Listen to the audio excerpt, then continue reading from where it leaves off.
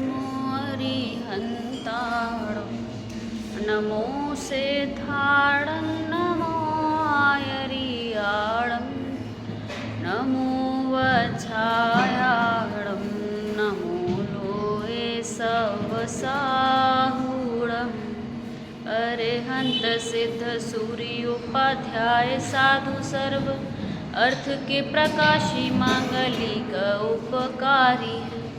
इनको स्वरूप जान राग तै भई जो भक्ति काय को न माहे स्तुति को उच्चारी है। धन धन तो मही से काज सब आज भये कर जोर बारंबार वंदना हमारी। मंगल कल्याण सुख ऐसो हम चाहत हैं। ओ मेरी हम दर्शन स्तुति की चर्चा कर रहे हैं। कर लो जनवर की पूजन में पेज नंबर है 5। यह किसने लिखी है? दौलत राम जी ने। दर्शन स्तुति जो है ये जो अपन जिसकी चर्चा कर रहे हैं वो दौलत राम जी ने लिखी। सकल के ज्ञायक तदपि निजानंद रस लीहि सोजिनेन्द्र जयवंत नित हरिरज रघु। पूरा ना पढ़ के अपन पहला दूसरा तीसरा चौथा पांचवे से पढ़ेंगे। अष्टादश दोष विमुक्त धीर स्वचतुष्टय में राजत गंभीर मुनि गण धरादि सेवत महंत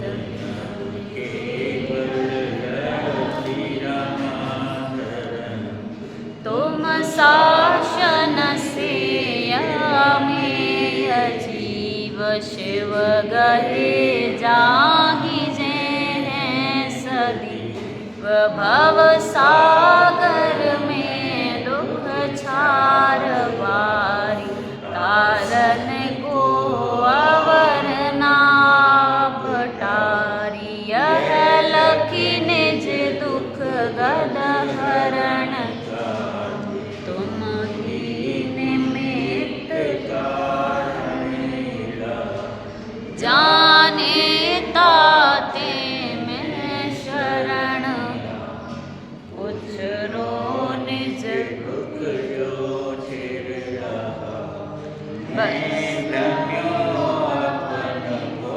विसरिया अपनाए विधि फल पुण्य पाप निज को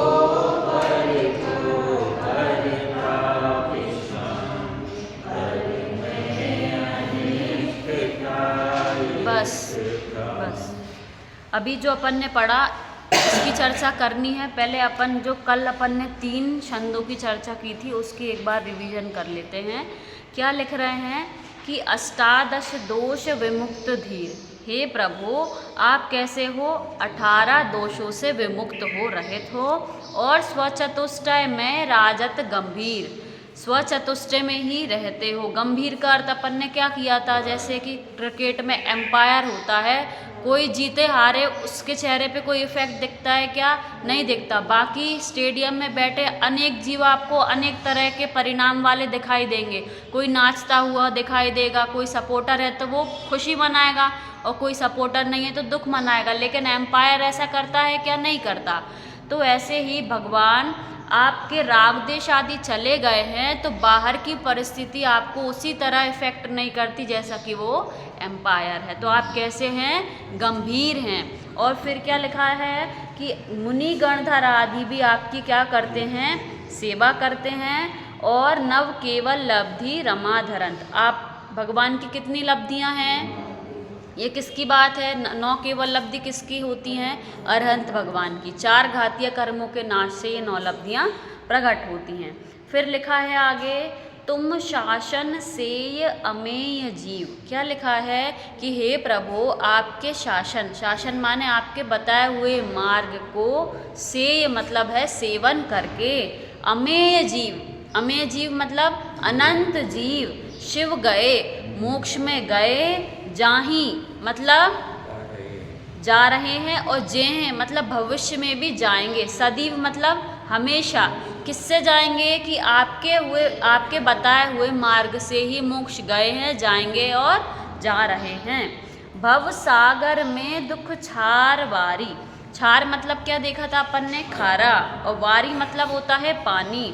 तो भव रूपी समुद्र में कैसा पानी है, खारा पानी है, और खारा पानी कोई पिए प्यास बुझाने के लिए, तो प्यास ना बुझ के उल्टी क्या हो जाती है, बढ़ जाती है। उसी प्रकार हे प्रभु संसार में कैसा पानी है, खारा पानी है। तो जिस प्रकार प्यास और बढ़ जाती है, उसी प्रकार संसार में यदि कोई सुख की कल्पना करेगा, सुख मानेगा, तो सुख होगा कि दुख होगा, बल्कि उल्टा क्या हो जाएगा, दुख होगा। तो इसलिए ऐसे संसार रूपी समुद्र से पार करने के लिए मुझे आपके अलावा और कोई नाविक दिखाई नहीं दे रहा है। फिर आगे क्या बात कही, यह लखी निज दुख गद हरण काज, तुम ही निमित्त कारण इलाज। क्या लिखा है, दुख मतलब तो सबको पता है, दुख के बाद लिखा है गद, गद मतलब होता है रोग। तो मेरे दुख रूपी रोग को हरने के काज, मेरे दुख को हरने के लिए तुम ही निमित्त कारण इलाज, आप ही क्या हो, उसको हरने में निमित्त हो, आप ही उसके हरने में इलाज का काम करोगे। ताते जाने ताते में शरण आए, उचरो निज दुख जो चिर लहाए। तो हे प्रभु इसलिए उस दुख के नाश के लिए मैं आपके पास आया हूँ, और क्या कह रहा हूँ कि चिर लहाए, अभी तक अनंत काल से अभी तक जो लहाए, जो दुख मैंने सहे हैं, उनको उचरो। क्या कह रहा हूँ, आपके समक्ष कह रहा हूँ। तो आपके समक्ष क्यों कह रहा हूँ, इसकी भी अपन ने चर्चा की थी ना, कि अपनी समस्या किसके आगे बताना, जो समाधान दे पाए उसके सामने। जो समाधान नहीं बता पाए उसके सामने कहना कोई कार्यकारी है क्या, नहीं है। कि डॉक्टर के आगे ही अपने रोग के बारे में बताना, बाकी जो नहीं जानता उसके बारे उसके समक्ष आप कितना भी कहते रहोगे, तो या तो वो क्या करेगा, इलाज नहीं बताएगा, और दूसरा बताएगा भी तो गलत सलत बता देगा। तो उसके ही सामने कहना जो मिटा पाए। और फिर अपन ने इसमें क्या चर्चा की थी, कि देव कुदेव की भी अपन ने कल चर्चा की थी, कि आप ही सच्चे देव क्यों हो, अन्य देव देव क्यों नहीं है, अन्य कोई कैसे पहचाने कि देव और कुदेव। तो अपन ने देखा कि जो वीतरागी, सर्वज्ञ और हितोपदेशी होते हैं वही सच्चे देव हैं। इनके अलावा जो खुद संसार में भ्रमण कर रहे हैं, जो स्वयं दुखी हैं, जो अपने ही भांति जैसे अपन हैं, ऐसी छोटी छोटी बातों में राग देश जिसको खुद को आ जाए, तो क्या वो हमारे भगवान हो सकते हैं, क्या वो पूज्य हो सकते हैं, क्या नहीं होंगे। कि अपन ने कल एक और बात देखी थी कि देव और कुदेव में क्या समानता है भगवान में, और उनमें क्या समानता है कि ना ये कुछ कर सकते ना वो कुछ कर सकते। क्या समानता देखी थी कि ना ये अपना कुछ बिगाड़ सकते हैं ना वो कुछ बिगाड़ सकते हैं। और असमानता क्या है कि वो कहते हैं कि मैं आपको सही कर दूंगा, लेकिन ये क्या कहते हैं कि हे भवजीव आप मेरे सामने आए हैं, तो जैसे मैं हाथ पे हाथ रख के बैठा हूँ कि मैं अपना ही काम नहीं कर रहा, क्या काम कर रहा हूँ, मैं मात्र जानने देखने का काम कर रहा हूँ, उसी प्रकार आपका भी मैं काम नहीं कर सकता। आपका भी काम क्या है, जानने देखने का काम है। तो भगवान के समक्ष आके भी भगवान अपन को क्या बोल रहे हैं कि मैं आपका कुछ नहीं कर पाऊँगा। किसकी शरण लेना है, जैसे मैंने अपनी आत्मा की शरण ली है, वैसे ही आपको भी किसकी शरण लेना है, अपनी आत्मा की शरण लेना है। और जो अभी अपन को असाधारण लोग दिखाई दे रहे हैं, कोटेशन डाला था मैंने एक ग्रुप पे कि जो अभी अपन को असाधारण दिखाई दे रहे हैं, वो भी अपनी तरह साधारण ही थे पहले, ये अपनी तरह ही संसारी थे ना, बस पहचान किसकी कर ली, अपनी पहचान कर ली, तो वेदी पे विराजमान हो गए। अब देखते हैं आगे क्या लिखा है। मैं भ्रम्यो अपन पोवे सरी आप, अपनाए विधि फल पुण्य पाप, निज को पर का करता पिछान, पर में अनिष्टता। यह जीव चारों गति में क्यों घूम रहा है, इसकी चर्चा यहाँ पे बताई है कि चारों गति में जीव अपने आप को भूल के घूम रहा है और क्या मान रहा है अपने आप को बालक मानता है, वृद्ध मानता है, पिता मानता है, पुत्री मानता है, बेटी मानता है। तो जो मानता है उसी के अनुसार कर्तव्य करने लगता है। अपने आप को बेटी मानता है तो क्या करने लगता है कि जो बेटी का कर्तव्य है वो करने लगता है। अपने आप को बच्चा मानता है, अपने आप को पुत्र मानता है तो माँ बाप की सेवा करने लगता है। तो आचार्य देव कहते हैं कि जो तुम माँ बाप की सेवा भी कर रहे हो, जो आपका कर्तव्य आप मान रहे हो, तो उसकी जड़ क्या है कि अपने आप को आपने क्या माना, पुत्र माना। तो पुत्र मान के यदि आप माता पिता की सेवा कर रहे हो तो उसका फल क्या होगा, मैक्सिमम इस भाव में आपको अच्छे बच्चे मिल जाएंगे, है ना, इस भाव में अच्छे बच्चे मिल जाएंगे।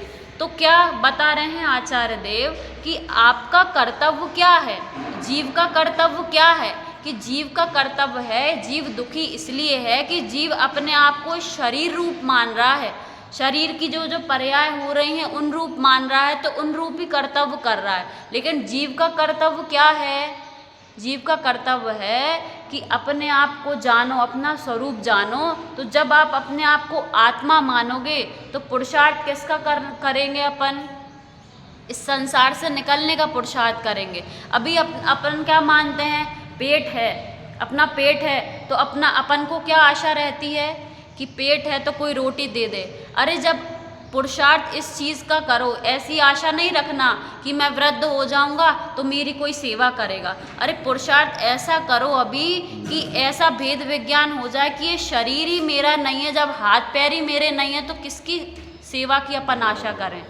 अपना पेट ही नहीं है तो अपन क्यों किसी से रोटी की आशा करें। तो काम ऐसा करो, पुरुषार्थ ऐसा करना है हमको कि ये जिस जो अपन एकत्व ममत्व कर रहे हैं, जिस शरीर के लिए अपन पर से आशा कर रहे हैं कि जिस शरीर ही मुझसे भिन्न है, तो जब ये जान लेंगे तो किसी से ना आशा रहेगी, ना किसी के कुछ करने से दुख होगा अपन को। क्या होगा, और कुछ समय में ये जीव संसार से निकल के कहाँ चला जाएगा, मोक्ष में चला जाएगा। तो क्या कह रहे हैं आचार्य देव कि ये जो आत्मा है ये क्यों भ्रम रहा है, अपनिपो विसरी आप, अपने आप को भूल के ही संसार में घूम रहा है। और क्या किया है इस जीव ने, अपनाए विधिफल पुण्य पाप। जब कोई अपनी ही कीमत नहीं करता ना तो कोई उसकी कीमत नहीं करता। अपन ने अपनी कीमत नहीं की, इसलिए संसारी जीव से अपन भले ही सोचते हैं कि ये हमारी कीमत करे, लेकिन वो भी आपकी कीमत नहीं करेंगे। क्यों नहीं करेंगे, क्योंकि जब आपने ही अपनी आत्मा की कीमत नहीं की तो क्यों आपकी कोई कीमत करेगा। उदाहरण के लिए कि जैसे कोई अपना बच्चा है, वो बड़ा बन जाए, डॉक्टर बन जाए, अभी तो अपन उसको क्या कह रहे हैं, घर के नाम से पुकारते थे अभी तक, और अब वो बड़ा बन जाए, कलेक्टर बन जाए, डॉक्टर बन जाए, शास्त्री बन जाए, तो अपन क्या कहने लगते हैं, उसको शास्त्री कहने लगते हैं, डॉक्टर कहने लगते हैं, पंडित जी कहने लगते हैं। अगर उसके घर की उसकी इज्जत नहीं करते तो कोई और करता है क्या, फिर उसकी इज्जत नहीं करता। उसी प्रकार आचार्य देव कहते हैं कि तुमको किसकी पहचान करनी है, अपनी आत्मा की पहचान करनी है। तुम अपनी आत्मा की कीमत करो तो संसार के सभी जीव आपकी कीमत करेंगे। भगवान महावीर को मोक्ष जाए कितने वर्ष हो गए, 2500-2600 वर्ष होने वाले हैं, ठीक है। तो उनकी 2500 वर्ष बाद भी जय जयकार क्यों हो रही है, क्योंकि उन्होंने अपनी महिमा की, इसलिए। तो संसार के जीव किसकी महिमा करते हैं, कि जो खुद की महिमा करता है लोग उसकी महिमा गाते हैं, ठीक है। फिर क्या यहाँ पे बता रहे हैं कि यह जीव अपने आप को भूला है और अपनाए विधि फल पुण्य पाप, पुण्य पाप के फल में मिली हुई अनेक चीज़ों को इस जीव ने अपनाने की कोशिश की है। जैसे अभी अपन को घर मिल गया, बच्चे मिल गए, पत्नी मिल गई, ये चीज़ें अनंत बार इस जीव ने अपनाने की कोशिश की है, लेकिन उनसे सुख मिला है क्या, इस जीव को नहीं मिला। पहले सोचते थे कि अच्छा कॉलेज मिल जाए तो सुखी हो जाएंगे, फिर सोचते थे कि व्यापार अच्छा चल जाए तो सुखी हो जाएंगे, शादी बच्चे हो जाएं तो सुखी हो जाएंगे। अरे एक एक करके हमने जो जो सोचा था वो अभी तक तो मैक्सिमम चीज़ें हो गई, लेकिन ये जीव सुखी हुआ क्या? नहीं हुआ। तो इससे अपन को बैठ के विचार करना चाहिए कि जो हम सोचते थे वो चीज़ें कई हो चुकी हैं, तो मैं सुखी क्यों नहीं हुआ अभी तक? क्योंकि जहाँ पे मैं ढूंढ रहा हूँ वहाँ सुख है नहीं, मात्र मैंने क्या कर रखी है? कल्पना कर रखी है। फिर क्या लिखा है इसमें आगे कि निज को पर का करता पिछान। सुबह से शाम तक क्या किया मैंने? निज को पर का करता माना। और एक और बात इसी में छुपी है कि पर को निज का करता माना। क्या माना? अपने को पर का करता माना और पर को निज का करता माना। पर में अनिष्टता इष्ट ठान, और पर वस्तु में ही इष्ट अनिष्ट की कल्पना इस जीव ने करके संसार में घूमा है। संसार में घूमने के कितने कारण बताए? पहला बताया अपने आप को भूल के। अपने आप को जीव ने भूला, तो जब जीव अपने आप को नहीं पहचाना तो किसको अपना मान रहा है? कि पुण्य पाप के फल में मिली चीज़ों को अपना मान रहा है, उनमें ही सुख दुख मान रहा है। पुण्य के फल से शरीर मिला। हाँ हाँ हाँ, 6 डाला में भी लिखी है, दौलत राम जी ने लिखी है ना।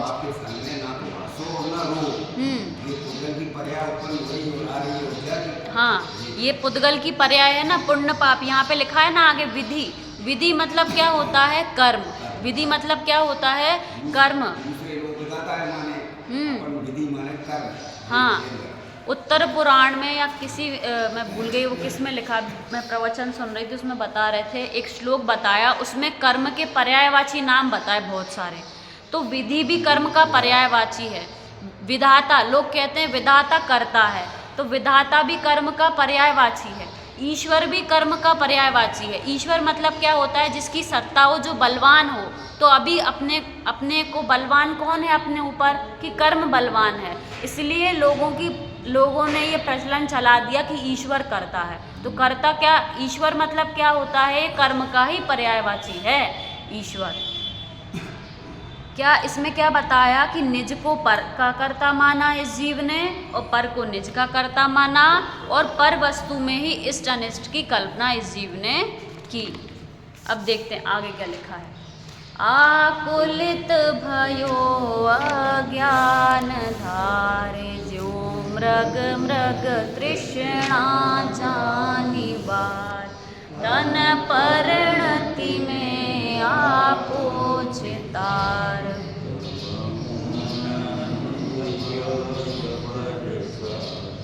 यह जीव दुखी होता है कि पैसा चला गया या कोई मेरे अनुकूल नहीं है, अनेक अनेक बातों से ये जीव दुखी होता है। पर आचार्य देव यहाँ पे बता रहे हैं कि आकुलित भयो, मैं आकुलित क्यों हो रहा हूँ या दुखी क्यों हूँ? ये जीव दुखी क्यों है?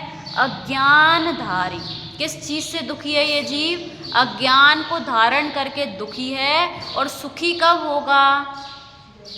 पैसा आएगा तब, या सब अपने अनुकूल हो जाएगा तब? कि नहीं, जो जहाँ पर गलती है वो सुधारने पर गलती सुधरती है। उसी प्रकार ये जीव आकुलित किससे है? अज्ञान से है। अपने आप से ही कल्पना करके रखी है, और वो कल्पना मिटेगी, वो अज्ञान मिटेगा, तभी क्या होगा? इस जीव को सुख होगा।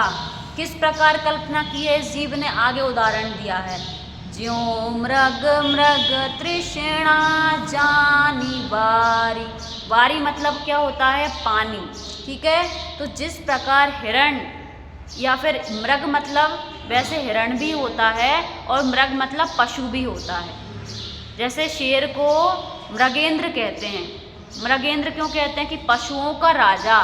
तो हिरण भी होता है और पशु भी। तो क्या हिरण ही कल्पना करता है क्या पानी की? कि अन्य जीव भी, अन्य पशु भी कर सकते हैं?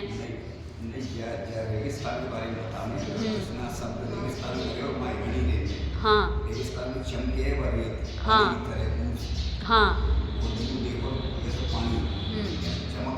हाँ, धूप के कारण वो रेत कैसी चमकती है? पानी की तरह चमकती है। तो हिरण को क्या लगता है कि वहाँ पे दूर पानी है, और पास जाके देखता है तो क्या निकलता है? रेत है, पानी नहीं है।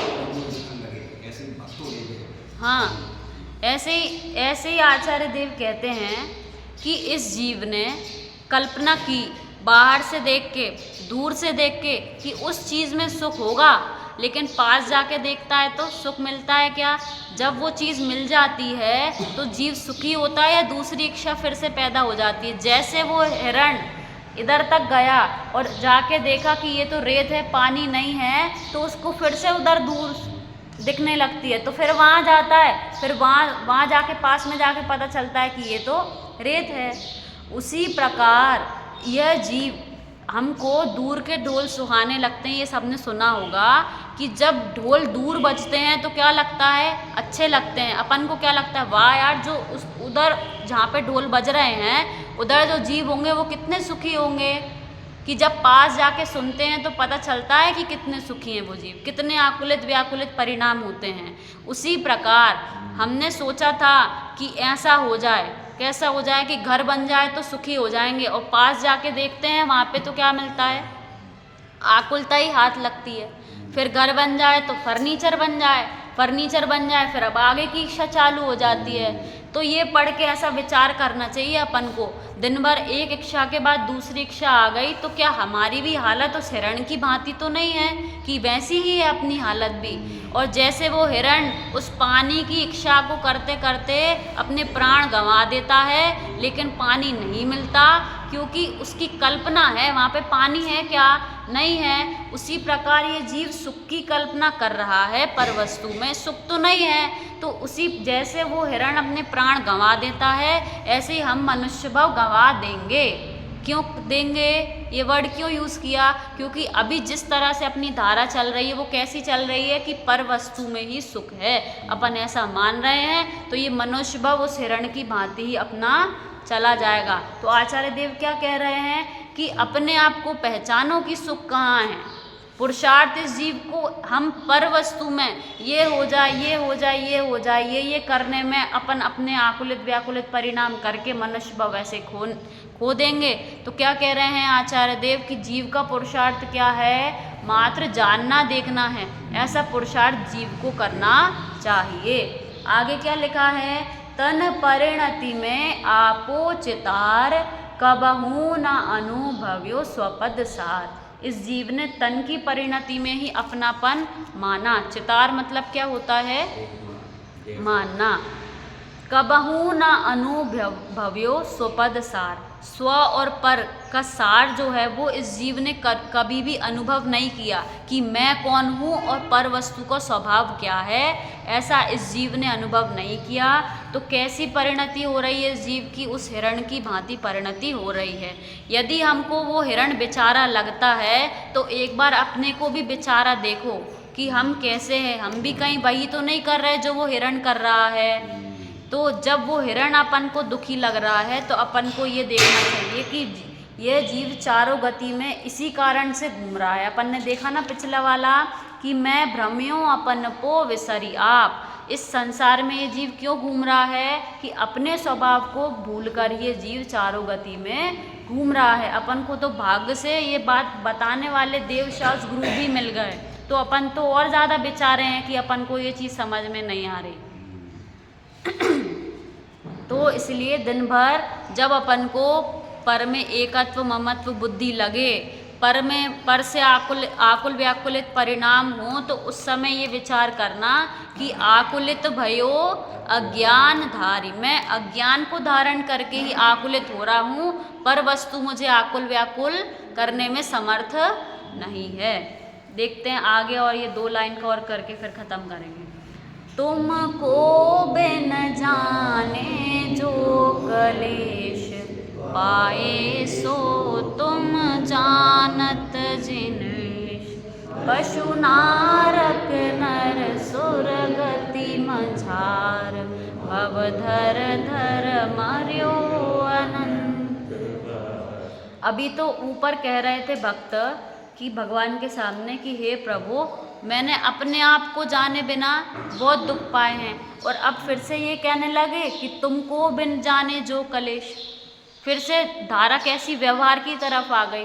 तो यहाँ पे तुमको अर्थ लेना है स्वाधीनता, कि जिस प्रकार भगवान आप स्वाधीन हो, उसी प्रकार मैंने अपनी स्वाधीनता को नहीं पहचाना। ये जान के मैं, जो क्लेश है, जो दुख है, वो किसका दुख है कि मैंने इस अपने आप को नहीं जाना।